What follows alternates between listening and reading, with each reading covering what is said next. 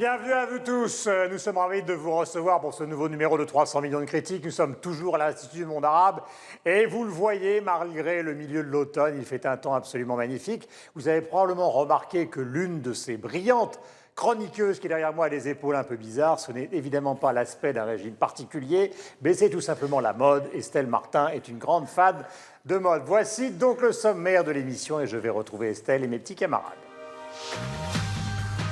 8 ans de silence et Jean-Michel Jarre envahit de nouveau les ondes. Electronica 1 est un album concept regroupant des collaborations entre le pape de la musique électronique et les tenants des chapelles électro-contemporaines. Nous en parlons aujourd'hui. Dieter Meyer, c'est le dandy de Yellow, performeur fou et multitalentueux, suisse décalé et décalquant. Le Centre culturel suisse de Paris a mis en vedette cette vedette très particulière. Et il est également au menu de 300 millions de critiques. Et notre dernier débat portera sur la conservation 2.0 des œuvres artistiques et des richesses patrimoniales. Une réalité désormais incontournable, mais le numérique vaut-il les originaux ? C'est une des questions que nous nous poserons. Et comme chaque semaine, le tour du monde de la francophonie qui bouge et crée, c'est avec le Zap Culture. 300 millions de critiques, c'est parti. Voilà Estelle Martin, clic, clic, clic. Ah, c'est rembourré en fait. Oui, voilà, c'est bon. Je vous embrasse. Oui, bon. C'est C'est l'effet des épaulettes. c'est la grande période des années 80, Thierry Mugler et les autres. Mon cher Mathieu. Bonjour Guillaume. Vous allez bien? Très bien. Vous avez vu? Qu'est-ce que vous en pensez? En fait, ça m'a complètement débarrassé de mon décalage. C'est vrai. Ouais. Yves Bigot, donc le patron de TV5 Monde, mon cher Yves, bonjour. Bonjour, On va parler Guillaume. beaucoup de musique aujourd'hui, nous sommes ravis évidemment de vous accueillir. Toujours James Bond Girl, Pascal. Un autre registre. Un autre registre, donc, et Michel Serruti, donc de la télévision Radio Suisse. Premier sujet, Jean-Michel Jarre, grand Manitou français de l'électro, avant que le terme n'existe, avant même évidemment le succès planétaire des Daft Punk. L'homme détient le record du plus gros concert de tous les temps, 3,5 millions de fans en 1997. Il est vrai que c'était à Moscou. Celui qui a aussi vendu plus de 80 millions d'albums et à l'occasion de ses 40 ans de carrière, donc, il revient avec E-Project et un nouvel album que je viens de vous présenter qui s'appelle Electronica One, regroupant 15 collaborations prestigieuses qu'il a réclamées. Tout le monde lui a répondu présent. On aime ou pas, on en parle dans tous les cas après ces images. Sur les berges de Seine, à l'ouest de Paris, Jean-Michel Jarre profite d'un cadre idéal propice à la création. Un endroit autrefois prisé par les impressionnistes pour sa lumière changeante, où le musicien a installé ses claviers et ses consoles, il y a quelques années déjà. Plus qu'un simple studio, un véritable musée dédié à la musique électronique. Là, c'est, si j'ose dire, un peu le cœur du vaisseau. On a sous les yeux l'évolution de la technologie de la musique électronique depuis le début, avec le premier synthé que j'ai eu. Ça, c'était effectivement un peu l'ancêtre de la platine, si je peux dire. C'est un peu l'air d'un jouet comme ça, mais ça n'en est pas un du tout. Et il vous arrive encore de vous en servir aujourd'hui? Ah, je m'en sers toujours. Dans le dernier album, je m'en suis servi tout le temps. Ça fait partie de mes instruments fétiches. De ces machines sont sorties entre autres les premières notes d'Oxygène, vendues à 12 millions d'exemplaires. L'album fondateur. Près de 40 ans plus tard, il a eu cette fois envie de partage, d'inviter sur son album la crème de l'électro d'hier et d'aujourd'hui. C'est le fait de dire tiens, viens dans ma chambre partager mes jouets, on va jouer ensemble. On est des geeks et on est des sales gosses qui aimons aussi jouer. Jouer avec Moby, Massive Attack, ou encore le duo français Air, avec qui ce morceau a été composé, ou plutôt bidouillé. Le début du morceau est fait avec ces instruments-là, avec une lame de rasoir, avec du scotch, et puis un magnétophone et une bande magnétique, ça donne ça.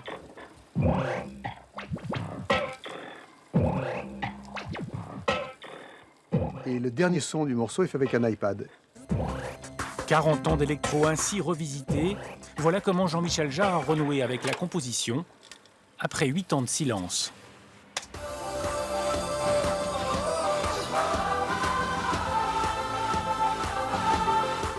La composition, son cœur de métier, dit-il, dont il s'était un temps éloigné, au profit notamment de concerts monumentaux donnés aux 4 coins de la planète.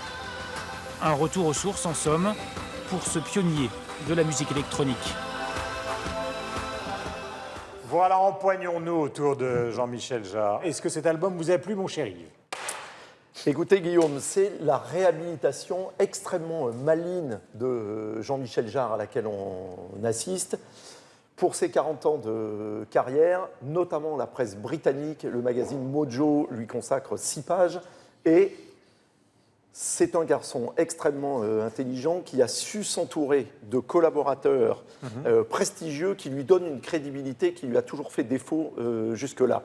Sur cet album, il y a Vince Clarke, le fondateur de Dépêche Mode et de Yazoo, il y a Moby, il y a le pianiste Lang Lang, il y a Tangerine Dream, Laurie Anderson, Peter Townsend, Madame Lou Reed, Pete Townsend, le leader des Who, qui avait effectivement été un pionnier de l'électronica avec Baba O'Reilly et Won't Be Fooled Again, en utilisant les premiers synthés dans le rock. Mais c'est une manière. Il y a des Français aussi. Il y a Air, il y a M83. Geza Bien Fechstein, sûr, vraiment. et sur le deuxième volume. la parce jeune que génération vient de s'exprimer. c'est vrai. Mais heureusement qu'elle est là. Sur le deuxième volume, on sait qu'il y aura Christophe, dont il a été le remarquable parolier, parce que Jean-Michel Jarre, pour ceux qui n'aiment pas sa musique, en revanche, tout le monde regrette même qu'il ait cessé d'écrire les paroles remarquables qu'il signait pour Christophe, notamment Les Paradis Perdus, qu'a repris Christine and the Queens. Paroles remarquables aussi de Où sont les femmes pour Juvet. Exactement, absolument. Le Montreusien, Patrick Juvet. Mais non, mais les Non, mais meilleurs je suis textes... pas sûr que c'était des paroles extraordinaires, c'est pour ça que je plaisante. Non, C'est non, un tube mais incroyable. Mais les vous voulez moins chanter mauvaises paroles de Juvet sont celles de Jean-Michel Jarre. Patrick, si Belle tu me regardes... réhabilitation. Mais donc, c'est extrêmement malin parce qu'en s'entourant de très bons musiciens qui sont tous reconnus dans leur domaine, Ah oui. Jean-Michel Jarre accède à un statut qu'il n'avait jamais connu jusque-là, puisque jusque-là, il a connu le succès, alors notamment avec Oxygène. Et c'est vrai qu'il est considéré, surtout en Angleterre, comme étant un des pionniers de la musique électronique, même s'il a toujours été sur le versant, on va dire, le plus commercial. Grandiloquent. Voilà, de la musique, et à travers ces spectacles, parce que ces spectacles, c'est des sons et lumières comme au Moyen-Âge, ou à la Renaissance, finalement, plus que... Il faut dire aussi que tous les DJ d'aujourd'hui ont totalement pompé le registre. C'est-à-dire la musique stromboscopique, le type qui est derrière ses ordinateurs et qui fait danser le monde entier. Ah ben c'était David Guetta avant David Guetta, Voilà, si on veut exactement. caricaturer. David, voilà, exactement. Donc Et il a qui inventé composait ça. sa musique. Monsieur Mathieu, C'est un statut particulier que celui de Jarre, parce que je peux pas dire que d'un point de vue canadien, il soit nécessairement reconnu comme une vedette. Il est connu, évidemment, d'un public qui aime déjà la musique électronique. Est-ce que ça va changer? Je ne le sais pas, parce que chacun de ces musiciens-là, on les a nommés, a déjà de son côté une super carrière. On n'a qu'à penser à Air, qui sont quand même très connus au Canada. Il fait penser un peu comme un genre de précurseur également de Sébastien Tellier, ce côté un peu, une musique qui est très chatoyante, une musique qui va... Entre l'électro et la pop, il a toujours voulu ça. Hein. Il a toujours recherché la mélodie. C'est ce qui fait aussi sa patte, d'une Alors, certaine manière. il parle de Ravel et de Debussy, pas que de la pop, comme inspiration mélodique, la musique classique française. Mais en fait, ce qui est intéressant aussi, c'est que dans toute sa carrière, il s'est toujours inscrit dans plusieurs mouvements, ne serait-ce que par le fait qu'il est le fils d'un grand compositeur de musique de film, Maurice Jarre, d'ailleurs avec qui il a eu des relations assez conflictuelles toute sa vie. C'est aussi quelqu'un qui, par sa mère, a été très proche de la scène jazz de Paris. Hein. On dit que Chet Baker aurait joué pour lui à ses 8 ans parce que sa mère était amie d'une tenancière. J'ai eu très peur. Non, rien, vous étiez sur une sorte de toboggan, et vous êtes arrêté. Guillaume, tout va bien. Voilà. Et donc, c'est ça. Et il a touché même à la musique concrète avec Schaeffer. Mais ça vous plaît ou ça vous plaît pas? Personnellement, je dirais pas que c'est ma tasse de thé. C'est sûr que c'est quelqu'un qui est important dans l'histoire de la musique techno, mais c'est aussi quelqu'un qui est resté aussi, à mon avis, et ce disque-là le montre bien. Il est resté dans un passé de la musique électronique. Je suis pas certain que c'est une musique électronique qui s'actualise tellement, qui rend justice à ce qui, aujourd'hui, fait partie des canons du genre. C'est une belle, comme vous le disiez, C'est la Yves. musique, oui, Pardon? c'est lui, c'est la musique de son Ouais, âge. il cherche pas Oui, forcément. mais il y a des musiciens électroniques qui se sont davantage De sa génération, renouvelés de sa génération. Ben, peut-être pas de sa génération, parce qu'il n'y en a pas tellement. En fait. Il a 67 ans quand même. 67 ans Si, quand même. bien sûr que si. Il y y a a, Céron.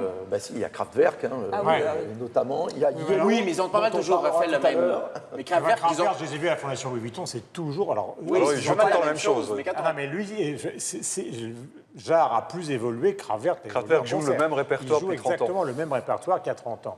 Cerruti, Michel. Présent. Moi, alors, il y a deux choses, effectivement. Alors, tout d'abord, Jarre, il jouit du même statut en Suisse qu'en France, évidemment. Encore qu'on l'a perdu un petit peu de vue parce qu'il n'a plus tellement produit depuis un certain temps, mais Oxygène a été un carton au milieu des années 70 en Suisse, comme ça a été le cas partout ailleurs. Donc évidemment, c'est un petit peu le père fondateur et reconnu tel quel de la musique électronique, bien sûr.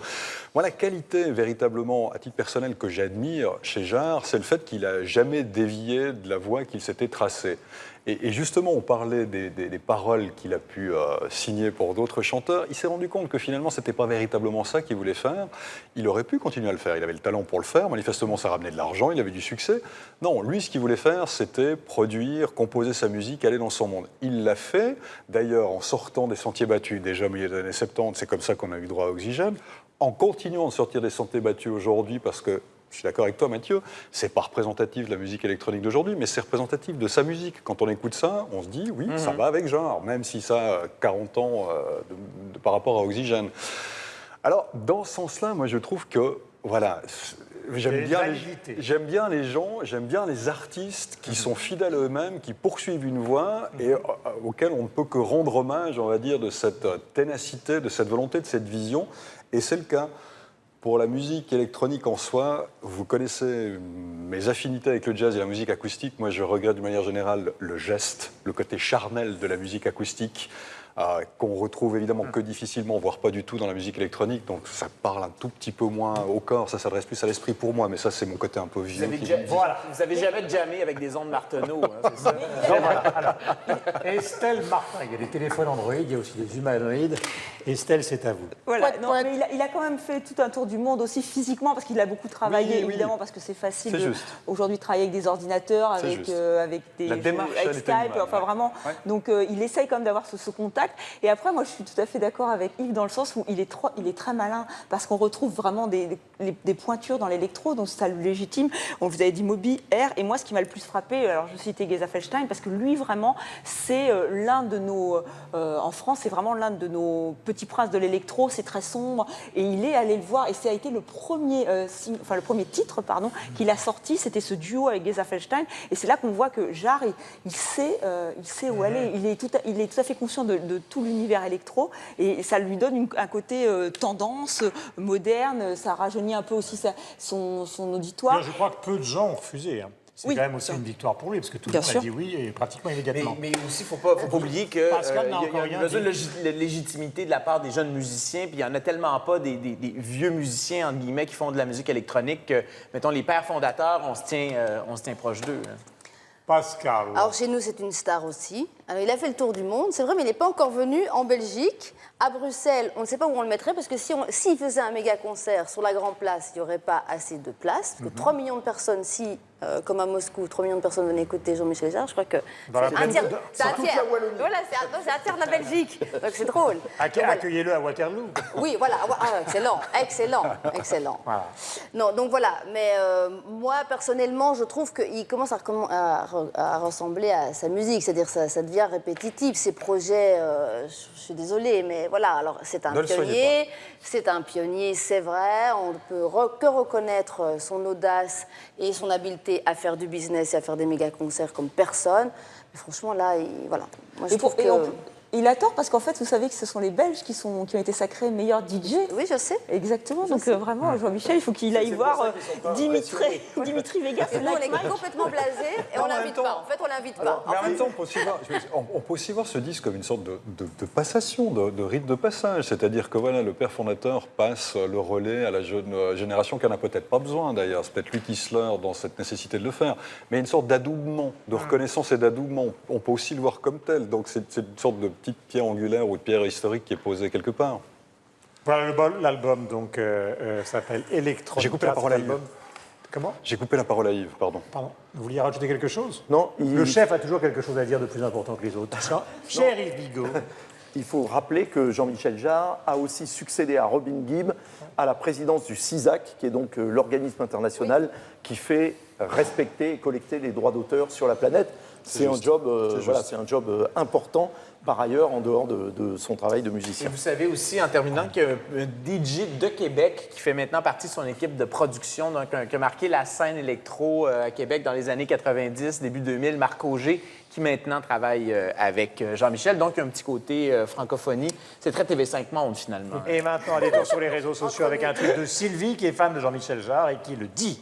Et puis, vous laissez bien évidemment sur le compte Twitter de l'émission vos impressions et des messages avec le hashtag 300 millions de critiques, qui est le nom de notre émission magnifique, qui se déroule dans cet endroit magnifique, qui est l'Institut du monde arabe, avec Paris sous le soleil, alors que nous sommes au milieu de l'automne. Vous retrouvez les infos sur le site, évidemment, Internet, aux adresses qui s'affichent en bas de l'écran. Je dis ça vite, mais et je le pense sincèrement, cette interactivité nous est très utile. Nous allons maintenant enchaîner avec un personnage qui est absolument ahurissant, puisqu'il est à la fois chef d'entreprise, chanteur, musicien, restaurateur.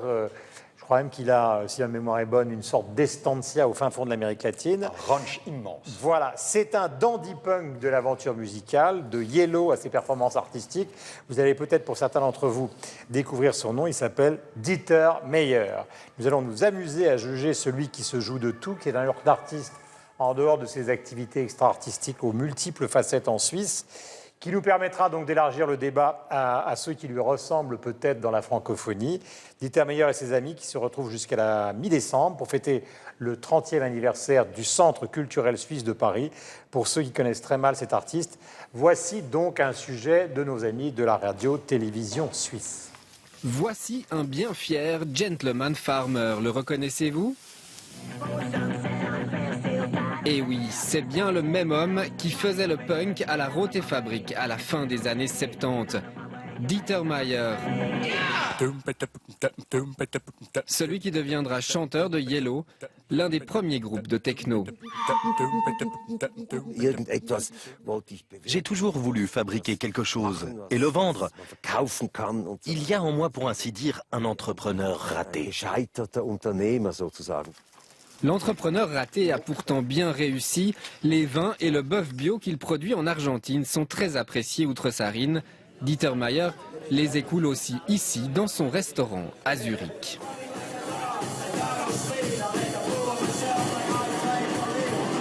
Éternel curieux, Dieter Meier remonte aussi sur scène. Son nouveau spectacle, Out of Chaos, est puissant, sombre parfois, très différent des chansons de Yellow.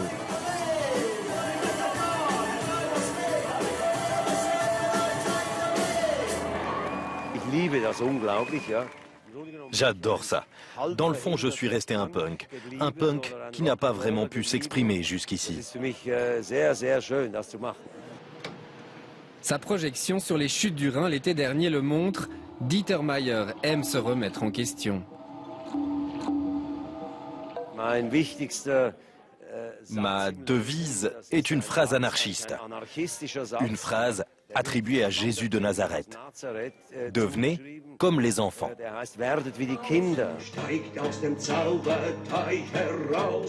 Pour se rapprocher d'eux, le Zurichois leur a même écrit une histoire.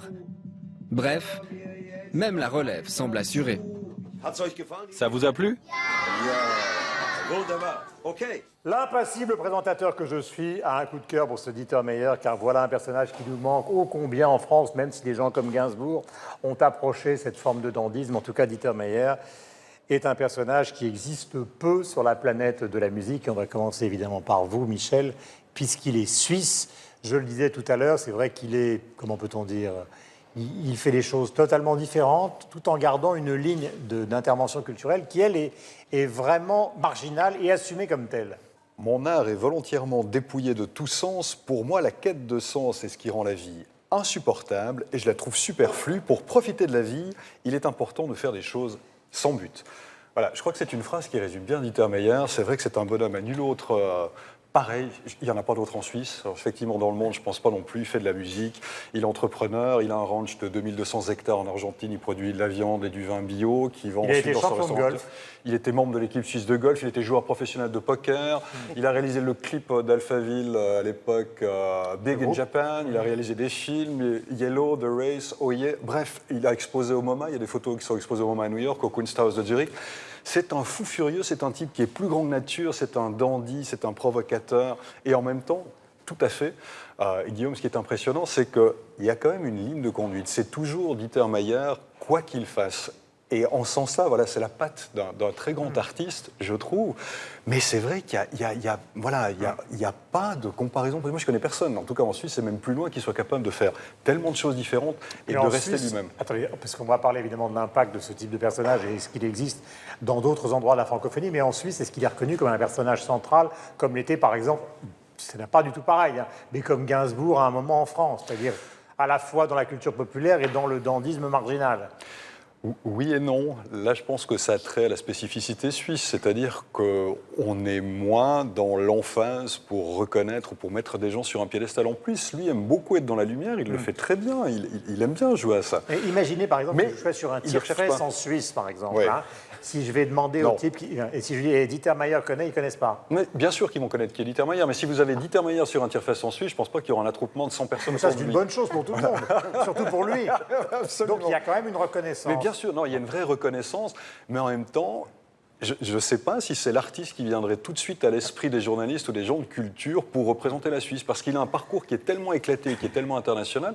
Pour vous donner une anecdote, alors, ça montre aussi mes limites, mais je me souviens que lorsqu'il a vraiment été connu à l'échelle mondiale avec les titres The Race ou bien Oh Yeah avec Boris Blanc dans le groupe Yellow, moi je crois qu'il m'a fallu plusieurs années par la suite, pour tout d'un coup me rendre compte que c'était des Suisses qui avaient fait ça. Ça se tournait sur toutes les radios, on disait Yellow, mais personne ne mettait en avant le fait que c'était « Ah, c'est un groupe suisse, c'est des Suisses allemands qui ont fait ça ».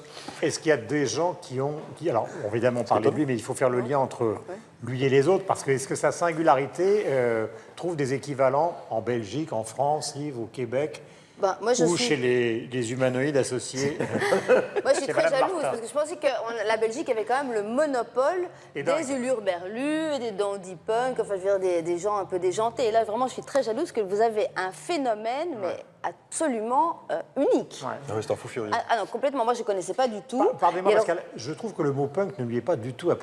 il n'est pas du tout punk. Non, non, mais il est complètement déjanté. C'est-à-dire que si vous voyagez, alors je vous conseille de faire le petit voyage, vous allez sur son site, vous cliquez sur l'album Out of Chaos, donc son dernier album, et vous regardez la vidéo Buffons, qui est une de ses chansons. C'est hallucinant, c'est drôle, c'est complètement décalé, c'est très rythmé, on a envie de danser, enfin je veux dire, voilà, c'est très réussi. Alors je vous conseille aussi, pour découvrir toutes les facettes, sur YouTube, un petit court-métrage qu'il a tourné en 1974, je vais le dire en belge, qui s'appelle My Grandparents. Et alors, il a filmé ses grands-parents, des petits plans d'une seconde, on dirait un clip vidéo, voilà, avec sa grand-mère qui tricote, le rideau, le pot de fleurs, le fer à repasser. Enfin, ça vous a plu?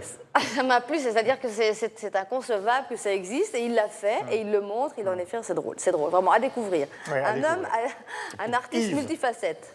Est-ce qu'il y a cette unicité du personnage, ou est-ce qu'il y a d'autres personnages qui sont équivalents? Alors, c'est pas facile de trouver d'équivalent en termes de posture, comme ça. Il fait un peu penser à Frank Zappa, dans son côté très froid, extrêmement intellectuel, totalement conceptuel, c'est un situationniste, hein, ce que vous venez de décrire. Et puis, dans sa musique, donc la musique de Yellow, hein, parce que c'est comme ça qu'on le connaît dans le monde entier, ben, ils font partie justement des créateurs de la musique électronique, de même que Kraftwerk, que Jean-Michel Jarre, plus tard que Dépêche Mode et toute la vague anglaise ou la New Beat belge. Mais effectivement, il a cette espèce de stoïcisme, de détachement qui... D'autodérision, bien évidemment, mais qui ne sont pas sans communiquer assez curieusement, alors qu'ils cherchent à se déshumaniser, justement une espèce de tendresse paradoxale. Mais d'équivalent... Il y a une petite explication qu'on peut trouver dans ça, qui est une explication, il faut bien le dire, sociale. Ouais. C'est qu'à partir du moment où vous n'êtes pas poussé par la vie à gagner votre vie, ça vous donne une liberté considérable. Si l'un et l'autre, nous étions tous milliardaires, on peut choisir... je sais pas, entre Néanmoins et Lorsque pendant 6 mois autour d'un texte. Partiellement, il faut produire. Non, mais c'est vrai, s'il faut produire pour vivre, on n'est pas dans la même situation. Alors, c'est bien que vous rappeliez ça, parce qu'on ne l'a pas dit. C'est vrai que Dieter Mayer est fils de banquier qui était déjà millionnaire, donc il est né millionnaire, le garçon. Il est suisse. Hein. Ouais, tous les Suisses ne sont pas fils de banquier millionnaire. Non, ni fils de banquier. Je le regrette un peu. Qu'est-ce que tu fais ici? Je suis désolé. Je gagne ma vie. Quitte à faire le pompeux, on peut rappeler par exemple que des gens comme Raymond Roussel, l'écrivain français, qui étaient des fils de famille, enfin c'est en général les fils de famille cultivés souvent dans des dynasties comme ça de banquiers, ils choisissent la crête de l'exigence artistique ou du dandysme absolu, parce qu'ils n'ont absolument pas besoin de gagner de l'argent en vendant des disques ou en écrivant des livres qui sont faits pour retrouver le plus grand public. Oui, mais en même temps, il a fait quelque chose, il a produit. Mais je n'ai pas dit le contraire. Ouais, c'est ça qui est intéressant, il a toujours voulu produire. Je n'ai pas dit le contraire. Non, mais voilà, je rajoute. Paradoxalement, l'argent donne une certaine... Enfin, même pas paradoxalement, donne une liberté qui est quand même la condition fondamentale de sa création. Mathieu? Mais il est allé très jeune à la Documenta aussi, hein, artistiquement parlant. Il s'est révélé, d'ailleurs, il le dit, hein, ça a fait plaisir à ses parents parce que ses parents le voyaient partir et ils se demandaient bien où est-ce qu'il allait. Ce qui est intéressant, en tout cas, en parlant de sa renommée, moi, je peux vous dire que j'ai grandi dans une petite ville du nord du Québec, donc vraiment l'image d'Épinal que les Européens peuvent avoir, là, entouré de la grande forêt. Et, normalement, si on était... Non, les caribous ne sont pas aussi au sud. Il y a beaucoup d'orignaux, par exemple. On peut vous faire, si vous voulez, une sorte de chœur de gospel. À on fait... Tous ensemble. Mathieu Dugal. Mais là, il faudrait que ça soit du chant de gorge, là, pour que ça... Comment? Faudrait que ça soit du chant de Mais gorge. on peut tout faire. Hein, depuis que Pchut est là, on peut absolument tout faire. Je vous en prie, Guillaume. Traitez bien les épaulettes. Et donc, en plein milieu nous sommes dans la petite forêt. On est dans la forêt boréale au milieu des années 80. Et nous, à mon école secondaire, on est des jeunes qui voulons nous donner un lustre musical. Donc, qu'est-ce qu'on écoute à cette époque? On écoute The Smiths, on écoute New Order et on écoute Yellow. Et moi, quand j'étais très content de voir ce sujet-là, parce que je me disais, c'est comme un vieux pote. Moi, Dieter Mayer, je le connais depuis que j'ai 12-13 ans et on écoutait du Yellow et on se considérait vraiment très, très... high level. Oui, on était vraiment dans le vent en écoutant Comme Yellow. une scène francophone. On était vraiment dans le vent en écoutant branché. Yellow. Et c'est fascinant de voir que ce gars-là a eu plusieurs vies, parce qu'on le regarde aujourd'hui, il a complètement laissé la techno de côté. Et là, maintenant, il fait du folk, et quand même assez bien, d'ailleurs. J'ai vu un petit mini-concert à Zurich qu'il a donné sur le toit d'un immeuble du centre-ville. Et ce gars-là, premièrement, a une superbe voix, une espèce de voix qui est très, très typée. Un peu gutturale. Un peu gutturale. Et c'est aussi quelqu'un qui a des propos sur l'art qui sont... il est intéressant, quoi. C'est extrêmement intéressant. Et peu importe de ce qu'il va parler, ce dont il va parler, il y a toujours quelque chose de chouette à dire. Et c'est aussi... c'est quelqu'un qui dure. 30 ans plus tard, il est encore en train de produire et il n'a pas le goût d'arrêter du tout, là. Donc, tous ensemble... Rappelez-vous cette forêt. Alors, on va faire La forêt boréale. Il y avait les grizzlies, il y a les loups et le petit Mathieu, tout d'un coup. Moi, je l'ai connu en tant que... Dis donc, j'ai ça plus vous connu en tant que inspire. Yellow. Comment? Moi, je l'ai Ça vous connu inspire. plus en tant que Yellow, puisqu'on a le même âge. Et c'est après que j'ai fait le rapport, effectivement, avec Dieter Mayer.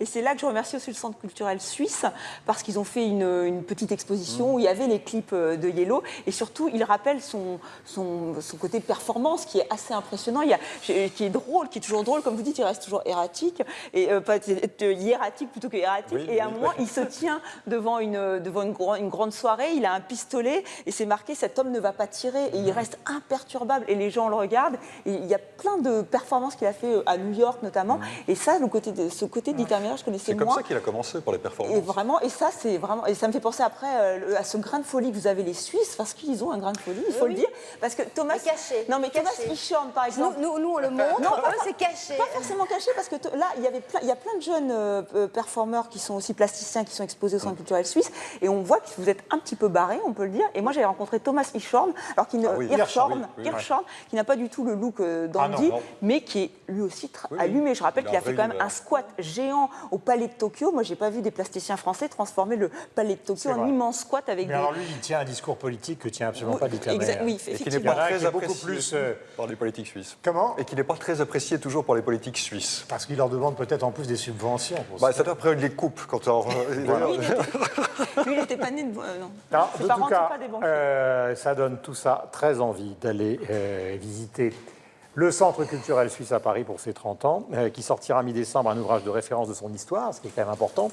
444 pages retraçant 30 années de foisonnement culturel sur le titre 30 ans à Paris. C'est une coédition Centre culturel suisse et noir sur blanc, donc maison d'édition. Pour terminer, un coup d'œil sur le compte Instagram du Centre culturel suisse de Paris, où Dieter Meyer a donné un concert pour l'inauguration de son expo. Et puis vous suivez évidemment le compte Twitter de l'émission en laissant des messages, hashtag 300 millions de critiques. Vous retrouvez les infos sur le site internet, aux adresses qui s'affichent en bas de l'écran. Merci d'avoir été avec nous, mon cher Yves, et de nous avoir apporté. Je ne sais pas pourquoi Mathieu, décidément, c'est son... Alors lui, il est tellement situationniste qu'on dit Monsieur Yves, et il fait au revoir, à bientôt. Je vais vous faire une performance, là. Non, mais tu peux faire, tu te barres et tu reviens, ça va être bien. Tu t'en vas. Bon, arrêtez, car autrement, je vous chante du Pierre Bachelet. Dans un instant, donc, nous allons aborder le troisième sujet de l'émission. C'est le ZAP culturel qui intervient à ce moment précis de 300 millions de critiques avec Estelle Martin et Aurore Marty. La saison des prix littéraires, ça continue. Elle a raté le Goncourt. Nathalie Azoulay a reçu le prix Médicis pour Titus n'aimait pas Bérénice. Autre prestigieux prix littéraire aujourd'hui, le Femina. Le revainqueur est un confrère, Christophe Boltanski, coup de maître pour son premier livre, La Cache. C'est un lieu où j'ai grandi, donc, qui était à la fois merveilleux et en même temps inquiétant. Comme sentiments doubles qui sont tout à fait classiques dans l'enfance. Ses premiers fans avaient 5 ans dans les années 80. Devenus adultes et parents, ils accompagnent aujourd'hui leurs enfants à ces spectacles qui n'ont pour eux rien perdu de leur féerie, désormais teintée de nostalgie. Notre histoire a commencé en Iran et elle se terminera en France. Bienvenue au quartier nord de Pierrefitte. C'est votre centre. C'est à vous tout ça. Pour survivre, on est obligé de tout dire et de rire de tout. On ne comprend pas la guerre, ça ne se comprend pas. Alors il fallait inventer une langue pour pouvoir parler des choses qu'on ne peut pas comprendre. Et Adon Garali. Pour les acteurs de la pièce, même les plus jeunes, le wallon n'est pas un obstacle, c'est une fierté de pouvoir cultiver la langue. Dans certaines phrases, je reprends des termes qui sont proprement wallons et pas les termes de Molière. Mais lui faisait rire à son époque avec la façon de prononcer certains mots et la façon d'arranger certaines phrases. C'est un jeu, c'est un jeu. J'essaie de jouer dans des bonnes comédies qui peuvent amuser les gens. Puis là-dedans, moi, j'apprends plein de choses. Puis ça nourrit aussi mon métier d'humoriste, d'être dirigé par des réalisateurs. Voir le dernier Star Wars et mourir, c'est le vœu de ce fan inconditionnel de la saga. Son dernier vœu a été exaucé. Daniel a pu voir le réveil de la Force en exclusivité mondiale. La Force, elle t'appelle. On ne vous en dira pas plus, si ce n'est qu'on assiste ici peut-être à la mort, non pas de James Bond, mais de Daniel Craig en James Bond. Je sais qu'on en parle dans la presse. Je n'ai jamais dit que je n'en referai pas un autre. Je veux juste une pause. Le smartphone à la main, chacun est aujourd'hui un photographe en puissance. Pourtant, le lauréat du concours Zoom de la presse photo a tapé dans l'œil du jury avec cette série, réalisée à l'aide d'un simple smartphone.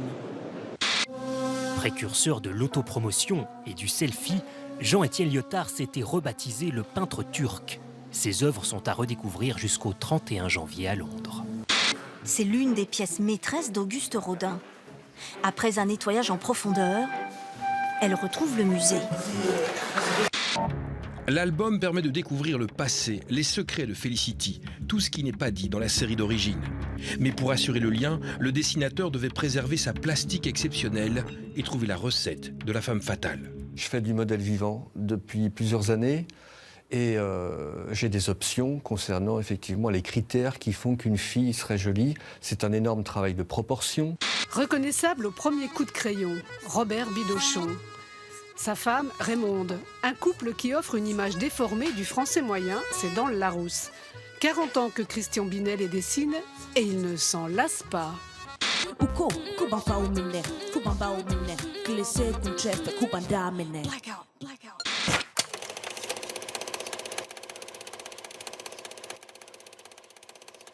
Et c'est dans une ambiance quasi religieuse, une religion laïque bien évidemment, que nous allons poursuivre 300 millions de critiques et notre débat.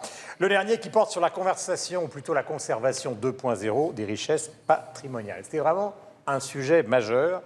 Les plus grands musées de la francophonie s'y mettent en proposant désormais des visites virtuelles avec des œuvres en 3D ou en exportant leurs expositions en une tournée comme l'expo itinérante, montrant par exemple une version virtuelle de la légendaire grotte de Lascaux. C'est d'autant plus utile qu'on a de plus en plus de mal à la visiter, c'est quasi impossible. Cette conversation et cette conservation semblent incontournables, mais le numérique vaut-il pour autant l'original? C'est un débat qui va intervenir juste après ce sujet, conversation sur la conservation. Dans la vallée de la Vézère, Montignac, écrin de la grotte de Lascaux, un sanctuaire parmi les mieux gardés du monde depuis sa fermeture en 1963. Seuls quelques scientifiques et des artistes y ont accès, car le seul moyen de la rendre au public, c'est d'en fabriquer une réplique, 1500 mètres carrés, à l'identique. C'est cette alliance entre d'abord la nature, après la main de l'homme qui est passée par-dessus, et puis le temps. Ça, pour moi, c'est vraiment le challenge le plus beau, en fait. C'est vraiment cette alliance de ces trois éléments. Un défi relevé ici, dans les ateliers des facsimilés du Périgord, grâce aux technologies de pointe, des panneaux moulés et peints au millimètre près. Les technologies employées pour réaliser ce puzzle colossal partent de relevé laser dans la grotte, ensuite un travail numérique qui permet de découper et de fractionner la grotte. On se sert de gros blocs de polystyrène qui sont fraisés avec un robot 6 axes. Et ce robot permet de reconstituer la géologie exacte de la grotte. C'est un travail colossal pour reproduire l'épiderme de la paroi. Cet épiderme sur lequel les artistes appliquent des pigments naturels, manganèse, ocre, calcaire, comme les hommes de Cro-Magnon il y a 20 000 ans. Le travail, ça va être effectivement de recréer et de reproduire ce que eux ont fait. Mais eux, ils ont attaqué sur quelque chose de vierge et dans le geste. Que nous, même si ce geste, on doit le transcrire, on va y aller touche par touche, jamais dans le mouvement. Des travaux qui ont pris des années pour que l'émotion et l'atmosphère soient parfaites. C'est ici, au pied de la vraie grotte, que la réplique de ce chef-d'œuvre du Paléolithique sera ouverte au public en 2016. Voilà, la révolution numérique s'est emparée évidemment des musées, des expositions, et ça permet évidemment de diffuser dans le monde entier ce qu'au départ on localisait, on territorialisait. Est-ce que vous avez l'impression, les uns et les autres, cette fois-ci je n'ai pas donné la parole à qui que ce soit, vous vous empoignez, est-ce que vous avez le sentiment que c'est inéluctable et que c'est un peu la même chose finalement? Tous les musées le font. En France, on vient enfin de sauter le pas puisque les musées français ont décidé de numériser toutes les œuvres. Par exemple, si vous avez envie d'un Picasso, enfin de télécharger un Picasso, il y en a 2353 recensés dans nos musées. Vous pouvez avoir votre œuvre. Et moi, je trouve que ça pose la question de la valeur de l'œuvre. Parce qu'en fait, si tout le monde peut numériser n'importe quelle œuvre, on voit qu'avec les imprimantes 3D, aujourd'hui, on peut reproduire une œuvre. Le Rijksmuseum aux Pays-Bas a travaillé dessus, c'est-à-dire qu'ils ont reproduit, grâce à une imprimante 3D, un autoportrait de Rembrandt qui est presque identique, puisqu'ils arrivent à retrouver le granulé. Alors ils expliquent qu'il y a un point de vue pédagogique, c'est vrai que c'est intéressant, on peut toucher, le public peut toucher la toile, on peut la voir de plus près, donc il y a vraiment un rapport peut-être plus proche, mais ce n'est pas l'autoportrait en question. Et non. Et non. Et non. Alors donc après, ça pose la question, le problème, est-ce qu'on va ranger, on va mettre au coffre toutes les œuvres, quelles seront leurs valeurs par rapport à d'autres qui sont faites par des imprimantes 3D, par la numérisation? Je trouve que ça pose énormément de problèmes. C'est pas un autoportrait d'une imprimante 3D, c'est un Non, autoportrait de Rembrandt. on pourrait la faire, ça ferait de l'art contemporain. Vous êtes un Christine peu Goguet, de la élitiste. Parisienne, qui nous a rejoint pour ce dernier plateau. Est-ce que vous avez l'impression, d'abord bonjour ma chère Christine, Bonjour bienvenue. Guillaume, bonjour à l'équipe. Nous sommes ravis de vous retrouver. Est-ce que ça vous intéresse, cette extension du domaine de la lutte et de l'exposition? Moi, je trouve que c'est le vrai sujet de la conversation et de la conservation et du patrimoine, en fait, de l'humanité. Parce que c'est une question à la fois qui est passionnante par le partage qu'elle peut apporter, puisque le virtuel peut apporter le savoir à tous. Ça, c'est un vrai sujet et un vrai apport. Par contre, Estelle a raison, puisqu'il y a aussi ce sujet, le virtuel plutôt que le réel. À un moment donné, est-ce qu'on touche de la même manière une œuvre si elle est sur un point FR? C'est pas le même sujet. Il y a aussi un autre sujet, moi, qui m'est cher sur cette conservation des archives. Quid de la durée dans le temps? Parce que c'est un problème de pérennité. Est-ce qu'au-delà de 50 ans, ce qu'il va en advenir est également un problème de sécurité et de confidentialité, puisqu'il y a aussi des choses qui doivent être sécurisées. Mais je vous reprendre un exemple concret. Derrière, nous avons Notre-Dame. Il y a je ne sais plus quel jeu qui rend un de mes enfants dingue, qui est un jeu de bagarre. Assassin's Creed pendant la Révolution française, où ils ont, avec des drones, numérisé totalement Notre-Dame, avec des performances technologiques extraordinaires. Bon, évidemment, ce n'est pas la Notre-Dame d'Assassin's Creed que celle que nous voyons et que les 300 millions de téléspectateurs que nous avons peuvent découvrir derrière nous. Donc, est-ce que ça pose un problème, Mathieu? Ça dépend de quelle œuvre on parle. Parce que si on parle d'un Picasso, c'est pas la même chose que la grotte de Lascaux. Parce que la grotte de Lascaux, il y a un réel enjeu de conservation. D'ailleurs, c'est pas la première fois qu'on fait ça. Hein. Vous savez qu'on a déjà... Lascaux, on n'y va plus. Donc, quand on la montre, on peut y aller... Mais on l'a déjà fait, par exemple, ce genre de truc pour les grottes de Mogao, dans le nord de la Chine, qui font partie du patrimoine mondial de l'UNESCO. Et donc des grottes qui datent entre le 2e et le 12e siècle. Donc, des moines bouddhistes qui décoraient ça, c'est, paraît-il, magnifique. Mais là, il y avait trop de tourisme, ça se dégradait. On est en train de les numériser. Il y a une expo itinérante qui se promène. Donc, pour ça, là, je pense qu'on peut parler d'accès au patrimoine. Maintenant, la question de la reproduction des œuvres, bien, c'est sûr que ça va se poser peut-être à partir du moment où on va être capable de reproduire avec des projecteurs très fidèles, des Picasso, des De Vinci. Peut-être que là, les musées vont sentir une menace. Une quoi?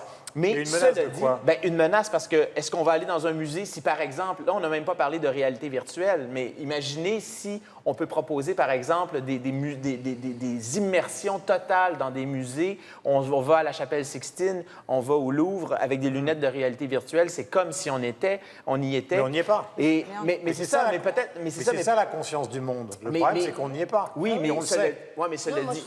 Moi, je trouve ça très très bien. On sort l'art de cette sphère élitiste qui fait qu'effectivement, pour voir un certain nombre de choses, il faut prendre l'avion, voyager, aller dans un musée. Je veux dire, c'est quand même... Ici, on parle entre nous. Non, mais je veux dire, pour nous, c'est pas un problème. Il y a tas de gens, comme vous savez, qui ne peuvent pas se permettre de venir à Paris pour voir Notre-Dame en vrai ou aller voir... Enfin, c'est évident. Donc moi, je pense que c'est une avancée pour l'art. Sociale, artistique, et en même temps, c'est pas une menace du tout pour les musées. Et alors, je vais vous raconter une petite initiative qui a lieu en Roumanie, dans la petite ville de Pećica. Je ne sais pas si c'est comme ça qu'on dit, Pećica. Ils ont inventé le premier musée virtuel. C'est-à-dire que c'est un musée où il n'y a absolument rien qui est exposé, sauf un four à pain, parce que c'était l'endroit où... C'est passionnant. Alors, voilà, vous savez donner envie. Mon cher Guillaume, c'est très complexe. Prenons l'avion en urgence. Non, mais justement... Allons voir un four à pain en Roumanie. Voilà, un four à pain, mais pourquoi le four à pain? Vous ne me demandez pas pourquoi un four à pain. Pourquoi le four à pain? Parce que Pećica était la ville où Ceausescu faisait livrer chaque semaine son pain frais de ce four-là. Voilà. Alors donc, peu importe, le four n'a aucun intérêt. Ouais. Le musée, donc il n'y a absolument aucun objet exposé. Il y a seulement des écrans. Et alors, on peut faire des visites de plein de musées dans le monde à partir de ce musée-là. Du four à pain. Voilà. Non, à partir du four à pain, non. À partir d'un écran tactile. Voilà. Et alors, vous avez presque fait un four. Non, mais c'est quand même extraordinaire. Un musée qui n'expose rien, sauf d'autres musées. Donc, il ne faut pas avoir peur. Tout le monde va se précipiter à Pećica. La vie des musées n'est pas en danger, mon cher Guillaume. Et je n'ai rien dit, moi. Non, mais c'est vrai que... Moi, j'ai toujours pensé que ça n'avait aucun rapport. C'est vrai. Google a fait ce truc qui s'appelle le Google Art Institute, et vous avez la possibilité d'aller visiter un certain nombre de musées et d'œuvres d'art. Ça marche très bien, c'est en accord avec les musées, il y a des partenariats qui ont été signés, et ces mêmes musées, alors pour donner des chiffres, ces mêmes musées ont remarqué que ça avait plutôt tendance à leur amener des visiteurs plutôt qu'à en retrancher. Je crois, donc, a priori, pour l'instant, c'est pas une menace. Je pense qu'à terme, effectivement, on ne se rend pas compte de ce qui va se passer et de ce que ça va induire au niveau des comportements. Je crois que Mathieu a soulevé le bon lièvre tout à l'heure. Il y a différentes choses à numériser, différentes façons de numériser. La grotte de Lascaux, qu'on la numérise parce qu'on ne peut plus la visiter et qu'on la fasse voyager, c'est très bien parce qu'on peut se rendre compte encore qu'on ne sera jamais dans l'ambiance de la grotte de Lascaux. J'y ai été, c'est vrai qu'on n'est pas plongé dans une grotte, ça reste quelque chose de factice, on en a bien conscience, mais en même temps c'est super pédagogique, c'est vraiment intéressant. Maintenant, si on se met à numériser des œuvres qui sont extrêmement connues pour les populariser encore plus loin, là, Alors, c'est très bien d'un point de vue pédagogique, encore une fois, mais moi, je ne sais pas s'il y aura la même vibration charnelle qu'on peut avoir devant une toile qu'on aura devant un objet qui a été numérisé. Je crois que l'un ne remplace pas l'autre. L'un ne remplace pas l'autre. Je dis un petit peu, la réponse, on la connaît, puisque les musées sont pleins. Donc, vous avez beau, par exemple, numériser toute la journée le cri de Munch. Quand le cri de Munch a été exposé à la Fondation Vuitton à Hautebout, il y avait une queue gigantesque pour aller le voir. La numérisation n'a jamais empêché les gens d'aller voir l'original, la texture, la partie de la toile qui est un peu détruite, son unicité. Bah, ceux qui peuvent. Hein. Comment? Ceux qui peuvent. Et pourquoi vous avez toujours cet argument, ceux qui peuvent? Parce que vous habitez à Paris et que les gens qui faisaient la queue, c'était soit des touristes, soit des Parisiens. Mais on a toujours l'impression qu'à chaque fois qu'on parle de la beauté, il y a toujours le problème de l'aspect social. C'est bien, l'aspect social, ça permet aussi de... C'est pas le sujet, la beauté, le social. Ça peut être lié, mais c'est pas un problème. Donc les deux ne sont pas antinomiques. On peut très bien avoir l'opportunité de découvrir une œuvre parce que non, pas en vrai, mais être ému. Bien parce sûr. que simplement on découvre l'œuvre et qu'on ne découvrira la vraie œuvre. Et ça permet aussi de les fixer dans le patrimoine, parce que je rappelle avec ce qui se passe en Syrie, tout simplement, numériser ces œuvres-là, ça permet en tout cas d'en garder une trace. Et aujourd'hui, c'est très important parce que en Afghanistan. Et c'est comme ça que d'ailleurs il y a une société aux États-Unis qui s'est lancée dans la numérisation de tous les grands sites, parce qu'on ne sait pas du tout ce qui va advenir. Vous savez, il y a une chose que je voudrais... Parce que finalement, cette affaire-là, dans une version qui est technologiquement bien supérieure que ne l'a été la photo, c'est la même histoire que celle de la photo. On a pris tous les chefs-d'œuvre de la planète en photo, ça n'a pas changé le goût de la Joconde. Donc en fait, la question qui se pose, c'est pas la Joconde par rapport à ça, c'est la question de l'art qui sera fait quand la reproduction va devenir super technologique. C'est-à-dire, aujourd'hui, la Joconde d'aujourd'hui, tenant compte de ces techniques, à quoi va-t-elle ressembler? Mais vous savez, il y a une chose dont on n'a pas parlé là-dedans, dans cette chose. Là, on parle de la reproduction des œuvres, puis du sentiment de présence, en présence donc d'une œuvre. Mais ce qui est en train de se passer aussi dans les musées, c'est que de plus en plus, on intègre le public dans la manière dont on va présenter les expositions. Et ça, d'ailleurs, c'est une particularité francophone, il faut le souligner. Il y a une expérience qui s'est produite il y a quelques semaines qui s'appelait Muséomix. Ça a commencé en 2011 au Musée des Arts décoratifs. Et donc, là, il y a de plus en plus d'institutions dans le monde qui y participent. Moi, j'ai participé au premier Muséomix nord-américain qui avait lieu en 2013 au Musée de la Civilisation à Québec. Et là, donc, ce qu'on fait, c'est qu'on demande au public de venir dans le musée, de regarder les collections et de décider de la manière dont on va les présenter. Un exemple de la manière dont on a fonctionné, on a pris un scanner 3D. Et il y avait des parties de la collection, par exemple, de l'art inuit qu'on ne pouvait pas toucher, donc des sculptures qui étaient vraiment très fragiles, qu'on ne pouvait pas toucher. Et les gens en ont scanné une, l'ont imprimée en 3D. Et donc, à la fin de la journée de ce Muséomix-là, il y avait une sculpture qu'on pouvait toucher, que les enfants pouvaient vraiment appréhender de la manière qu'ils aiment. Et donc, ce phénomène-là, d'intégrer le public dans la manière dont on présente la muséologie, le Muséomix, il faut le souligner, ça fait aussi partie de cette muséologie 2.0 qu'on voit se déployer un peu partout dans le monde. Vous vouliez rajouter quelque chose, ma chère Christine? Moi, je pense que c'est complémentaire. En fait, c'est très complémentaire. Mais ça n'enlèvera pas l'émotion qu'on a face à une œuvre réelle. C'est vrai. Mais de toute façon, cette technologie, par exemple, Warhol l'a fait avec la sérigraphie. C'est-à-dire que vous voyez un portrait de Philippe IV d'Espagne par Velázquez, vous avez l'impression de voir Velázquez, c'est peint. Avec les portraits de Warhol, on en voit beaucoup à Paris en ce moment, parce qu'il y a une exposition. Vous avez la sérigraphie de Warhol, le portrait avec la mèche, et ce qui est assez extraordinaire, c'est qu'il est à la fois présent, c'est lui, et en même temps, la technologie crée une certaine forme d'absence, puisque ce n'est pas la main totalement, et donc on est dans la présence-absence, et donc un nouveau portrait. Il est probable que dans le domaine de la troisième dimension, on va obtenir des œuvres dans l'avenir qui justement intégreront totalement ça. Voilà, pour clore. Il y a aussi un sujet dont on n'a pas parlé, c'est la partie, on va dire, plus économique. Mais c'est vrai qu'il y aura un gain d'infrastructure, un gain d'équipe, une mutualisation des équipes. Et donc, la conservation dans le cloud ou par des tiers coûtera évidemment beaucoup moins cher. Donc ça, c'est une dimension importante aussi.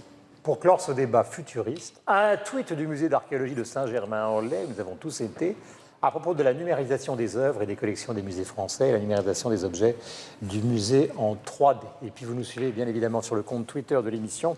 Vous laissez des messages avec le hashtag 300 millions de critiques et vous trouverez toutes les infos sur le site internet aux adresses qui s'affichent en bas de notre écran. Ma chère Pascale, commençons par votre coup de cœur. Alors, mon coup de cœur s'appelle Paul Verlaine. C'est une exposition qui a lieu à Mons jusqu'en janvier. Vous vous souvenez, cher Guillaume, que Paul Verlaine, en 1873, le 9 juillet très précisément, à Bruxelles, tire sur son amant, Arthur Rimbaud. Il est arrêté, condamné à 2 ans de prison. Il commence la prison à Bruxelles et puis il est transféré à Mons. Et donc l'exposition retrace le parcours de Verlaine, pas seulement dans la prison, bien que l'exposition porte le numéro de la cellule, puisque c'est cellule 252. Et donc c'est à découvrir à Mons jusqu'en janvier 2016. Ça donne envie, j'irai bien.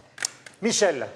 Une œuvre numérisée et imprimée, je l'espère, à plusieurs milliers, voire dizaines de milliers d'exemplaires. C'est le dernier bouquin de Martin Suter, Monte Cristo. C'est publié chez Christian Bourgeois. C'est un excellent livre, je trouve, qui raconte, on va dire, les méandres, les problèmes que peut avoir le système financier global, et notamment ce qui peut se passer en Suisse, avec le fait que le protagoniste trouve un billet de 100 francs qui a exactement le même numéro de série, et les deux sont vrais, et à partir de là, eh bien, il y a un véritable écheveau qui se défait et qui constitue la trame de l'histoire. C'est passionnant, c'est brillant, et ça nous plonge dans beaucoup de questions au niveau financier aujourd'hui. Martin Suter, Monte Cristo. Ma chère Christine. Un coup de cœur? Un coup de cœur. Moi, je reviens d'Égypte, donc je vais vous conseiller d'aller en Égypte voir la tombe de Néfertari. C'est une redécouverte, et c'est absolument éblouissant. Mon cher Mathieu, sorti de cette forêt, vous êtes né. Vous voulez découvrir le meilleur du magazine canadien, alors je vous propose nouveau projet. Meilleur magazine canadien l'an dernier, c'était la 38e édition de ces prix-là. C'est la première fois qu'un magazine francophone gagnait. Ça vous en dit long sur les deux solitudes au Canada. Mais un magazine donc qui vous tient au courant sur la vie des idées au Québec. C'est extrêmement bien écrit, des sujets très divers qui touchent autant la politique québécoise, canadienne que la politique internationale. C'est vraiment un magazine qui est à découvrir, existe depuis 2012. Vous pouvez aller consulter le site nouveauprojet.com. Il y a aussi une série de livres qui sont produits par la même équipe. Donc, des livres, des essais, vraiment tous très intéressants. Donc, à découvrir, nouveauprojet.com. Vous pouvez vous abonner également, ça ne coûte pas cher. Voilà. Et le prix Goncourt, Pierre Lemaitre. Signe. Voilà. Au revoir là-haut, 2013. Donc Pierre Lemaitre s'associe là avec un dessinateur, Christian Demeter. C'est un très beau roman graphique qui revient Continuez, je vais vous montrer les plans. Donc c'est aux éditions... Les éditions Rue de Sèvres. Rue de Sèvres. Donc c'est vraiment une réussite. Déjà le roman, vous vous rappelez, c'est un roman picaresque au sortir de la Grande Guerre, une vaste histoire, très belle histoire d'escroquerie. Et là, donc c'est vraiment le dessin de Christian Demeter est magnifique. Et moi, ce que j'ai préféré dans ce roman, presque, c'était le début, qui est hallucinant, le début du roman. Et là, c'est repris avec maestria par ce dessinateur, Christian Demeter. Donc, je vous conseille aux éditions Rue de Sèvres. Voilà, d'Albert et d'Édouard au sortir de la guerre. Donc, Pierre Lemaitre, qui a écrit de très bons romans policiers. Tout à l'heure, nous parlions de l'électro avec Jean-Michel Jarre. Le voici, même génération. Deux autres musiciens, cadeau d'Yves Bigot, Carlos Santana, que vous connaissez, John McLaughlin, de guitaristes inouïs. Donc l'album s'appelle Invitation à l'illumination et vous trouvez là-dedans des morceaux de jazz célèbres, voire même des morceaux de rock célèbres, puisqu'il y a Hard Rain's Gonna Fall, bien évidemment, ou Stairway to Heaven de Led Zeppelin. Il y a une chose qui est inouïe pour avoir déjà entendu des œuvres de cette réunion, c'est les deux bassistes de ses camarades, ceux qui aiment justement les instruments qu'on joue et non pas les instruments qu'on programme. Ils s'appellent Benny Redveld et Étienne Bappé. Écoutez ça, ça vaut vraiment le coup. Live à Montreux, donc ils viennent très souvent. John McLaughlin, qui a été le guitariste de Miles Davis, vous savez, et Carlos Santana de Carlos Santana. Merci et au revoir à vous tous. On se retrouve la semaine prochaine dans 300 millions de critiques. Cette émission qui a failli naître dans une forêt près de la naissance de Mathieu Dugal. Non, je suis né à Paris, moi. Oui, mais ça, j'ai grandi en forêt. Donc en plus, il nous raconte du baratin. C'est dingue.